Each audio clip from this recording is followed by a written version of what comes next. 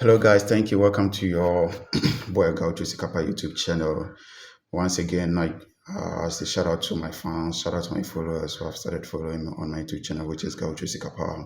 If this is your first time watching my YouTube channel, please just hit the notification bell, like, subscribe, and just share it so that everybody can get a video to watch. I'm here to bring the saga between Yvonne Nelson and Sarkodie. That was last 3 months or 2 months ago. There was an issue between Yvonne Nelson and Sarkodie. It was all about Yvonne Nelson book that she brought it out that I'm not Yvonne Nelson.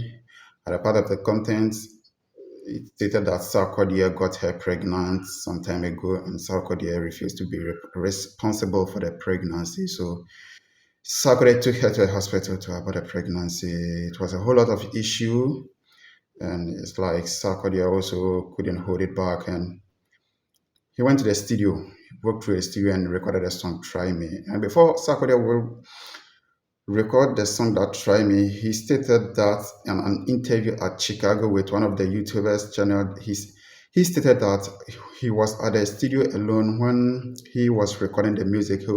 So he doesn't know how come the track or the music or the song came out just like that, which is the Try Me track. And some of them were saying Sarkodie didn't respect himself. And even Yvonne Nelson, later on, Yvonne Nelson replied Sarkodie, telling Sarkodie that Sarkodie doesn't respect the womanhood. And it was a whole lot of an issue. Even Black Rasta also jumped into it. And so Sarkodie was interviewed by one of the YouTube channels at Chicago, which is United States of America. And he stated, even when he dropped out the Try Me track, he was expecting one or two people who come into his comment section and comment about it, but he waited for some period of time. No one was to show up. A comment says maybe what he did was good or bad, and a whole lot. So he got to realize with some hours ago, he got to realize that the most important person that he was expecting to comment about his video was his lawyer. And unfortunately, at that moment, he had a phone call that the lawyer has passed away. So it was a sad moment, a difficult moment for Sarkodie because he was going through a lot from this Yvonne Nelson saga. And then to Inyanya also came out to reply that I don't want to talk. If I started talking, you people, he made a reaction through the book and a whole lot of stuff. So guys, to make you know what happened through the conversation or the interview between the YouTuber and Sarkodie, let me take you there so that you're listening to it yourself. As I said, if this is the first time you are watching to my YouTube channel, please just like, share, subscribe, or just hit the button, subscribe. The whole lot, I'm going to give you a whole lot of it. Thank you, guys. What's up? It's Way Up with Angela Yee. I'm Angela Yee, and Chella is here guest hosting with me from Chicago. Hey, I'm here. And we have a very special guest from Ghana. Let me say his name right, Sarkodie. Sarkodie, yes. Sarkodie, but we're going to call you Sark for the rest of the interview. I feel you, I understand. But welcome to Way Up with Angela Yee, and I really appreciate having you here. You have such a huge following. Some people would say that you are the biggest artist from Ghana. I don't want to say that. But some people would say that. Yes. Because you're very humble. Appreciate it. You're also the first artist from Ghana to reach 1 million subscribers on YouTube. That just happened. Big shouts to the fan base. They updated me on that. I'm really bad with keeping up with my own self. And I saw it on Twitter that I hit 1 million, which is great. Wow. That's what's up. Mm-hmm. What is your secret to connecting with people the way that you have? I think I came in the game by default through the back door, meaning I didn't come through media, really, because I was trying to literally come as a commercial artist and have my songs on the radio. But that didn't happen because the type of music I was doing at the time was not what was happening at the time. It was like super commercial, high life music that was dominating. And I was rapping on sometimes kicks without no bass line, just raw, what I felt. So I had to take to social media. So that's when I built a following. And I also used to do rap battle on the radio station in Ghana. So that kind of built my followers because they used to vote every Saturday. I had to battle over 20-something MCs. And I kind of came on top all the time. That's Right. So look, I that is built- pressure. It Yes. is. Okay. That's a lot. I built a following that cared about the journey because they were part of it from day one till now. So it's a bit of it's beyond just having a hit record. It's more of like we know that's our guy sitting there. Yeah. And to this day, you're still independent, right? Yes. Sheesh, that is amazing Yes. for you to have accomplished just even the international superstardom that you have being independent.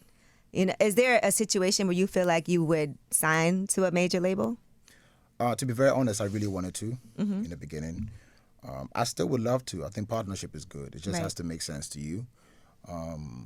So in the beginning, that's what I was looking for. If it started in Ghana, even in Ghana, I was looking for a label in Ghana because I've never been signed even in Ghana. So the type of music I was doing, as I said, people did not believe that I was going to sell. So I had to do stuff on my own. So just being able to do stuff and flipping back to back, I got used to it. So it's my own being stubborn. That's why I don't involve people coming in. It's Some hard for people me to miss do the that. bag then, because I'm sure those people that you had an opportunity to sign with, I know, right? I know they're like, damn, we missed the bag And with I still this see one. a couple of them, but I think it's just it's meant to be that you were supposed to be in charge of what you're doing, and you Right. can't fight it. Because I didn't understand why people did not want to sign me. Mm-hmm. Because there were a lot of people around them that I felt I could have done better, but I always get passed on. You know, so then I had to do it myself. I paid my first video with my first paycheck. Sheesh. I remember it was a beauty pageant in Ghana where I got my first paycheck, and then I shot my first video with that. So then I built that flipping of money till date. So I'm used to it. I'm not saying that's the best way all the time. 'Cause It just worked sometimes- for you. Yeah, sometimes you need a weight off you, which I feel sometimes that I wish I could have like a backbone that could take care of certain things that I don't have to think about too much because it's a lot. Being a creative person and also thinking about me being here, how to navigate my way around and all of that. So it's pressure, but sometimes I enjoy it. But I like that you hit me directly. Like, Yes. I think that's a nice personal touch to be able to reach out and be like, hey, I want to, you know, and I'm like, yeah, absolutely. So as far as you, though, people did see something in you, though, because that was why you managed to get collaborations early on and everything. There were people who were like, yo, he's really, really dope. So for you, helping out other artists, because you also have artists that were signed to you, Yes. right? So talk about what it's like to be a boss when it comes to dealing with other people, because that's not an easy situation. I feel like being an artist and having artists signed to you, sometimes it's harder than anything because they relate to you in a different way and have a different type of expectation. true, you said it so right. So what I realized was because I'm an artist, I feel for them. And I feel like I would like to give them what I would want if I had a situation. Because I'm probably one of the few labels that gave a 50-50 percentage while I was putting in the money. You know, because that's what I would have Yeah. loved for myself. I wouldn't do that. No, I'm kidding. You know, so all my artists I need had my a money very, back first. Yes, all my artists had a very good run with me. And till date, they still get paid, though they are not on my my label. So yes, I just felt at a certain point I needed to look out for other artists, what I was looking for when I was coming, which I didn't get. I had to like do it for other artists. But in Africa, or maybe I can limit it to Ghana, the resources are not that strong for an artist to be able to sign an artist. You know, it's a lot of pressure. So what I did after them is to take my time and get things right before I would sign somebody officially to become the one to run to when you need something. Because it's a lot of, it's a lot of responsibility. So now I kind of like endorse or co-sign people and then let them go Right. to figure their own stuff out because I enjoy the liberty of being free and I want other artists to feel like that. So That's what's up. yeah. Now let's get into the meat of this, because the most recent song you put out is Yeah. called "Try Me." Try me.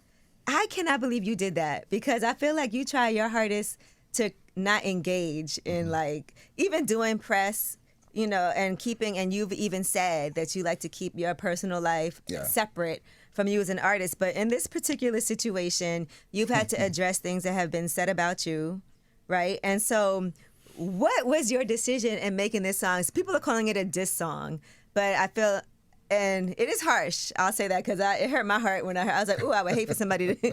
I would not want to go back and forth with Sark on a situation like this. But what made you decide this was the move that you were going to make, as far as addressing, this book where it was referenced you made a woman have an abortion? To be very honest, it's a sensitive conversation that the reason why I didn't do no media run or press around it is because I know I might lose how I would like to present what I feel about it. So normally, this is not the first time I've done records to address certain issue, or maybe a line or two in a record, just to, because I don't know, there's certain energy I hate to feed into, especially speaking about it, because I might lose my cool.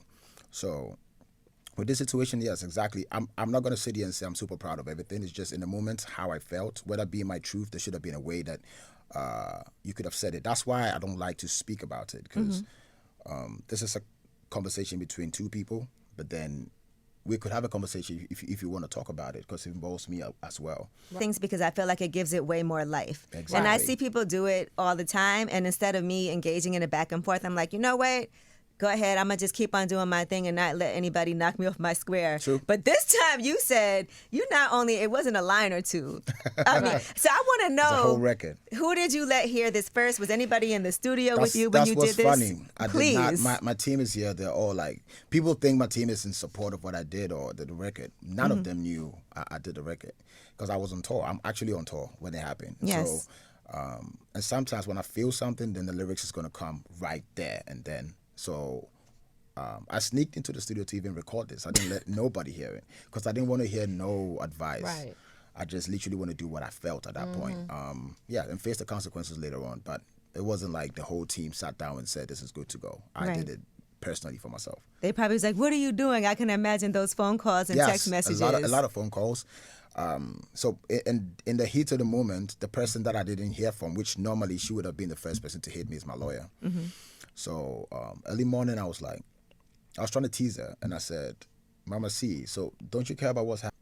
That situation of how I wanted to handle it, but I just felt like it. Like this, I normally don't do it, but this, to me, I think I'll get to a point where I can speak freely about it. I think it's still fresh, that I still want to process it before I can really speak. You know, And this is something that happened like a really long 13 time or ago. something, Yeah. yeah. So this is something that she brought back up. And then I know in interviews you don't even really like to address things like this, but since you put the song out, and it felt like somebody leaked it first. Yes. And so maybe you didn't even intend to put it Exactly. out. Okay, that's what I was thinking. Okay. So you're like, well, it's here now. Because it's in the middle of Let the me night. just get, okay. Where I was, it was like very late. I think 2 a.m. And then I see Twitter going crazy and people putting out the record. Oh, so dang. I have no idea, because I didn't give it to. So I have like 2-3 people that I don't want to suspect. You know, Right. it's going to create some energy, because Right. I did it just to hold on to it and see if I'm going to release it. But then when it came out, I was like, let me just put it out. Yeah. Do you do that often? Like something goes on and you're like, let me just do a song about it, and then Yes. kind of put it away, like kind of like a getting something off your chest diary, because you do come from that school of rap battling. Exactly. So when something makes you mad, I could see you, instead of Yeah. writing it down, you might just be like, let me just go in the booth and do something. Yeah, I express myself well when I do music. I think I say it the best if I do music. If I speak about it, I don't know if I'm a good person that express himself well. Right. I can talk about my life or whatever, but there's certain situations I know that I might lose my cool. Things I'm very passionate about, it's hard for me to speak about it, because I'll be Right. lost. Even in the thought, I'll be all over the place. Conversations like even talking about my people and how our music and how we're supposed to survive and do this. I care so much about it that when I speak about it, because of the passion and emotions I have for it, I might not be able to get to the point.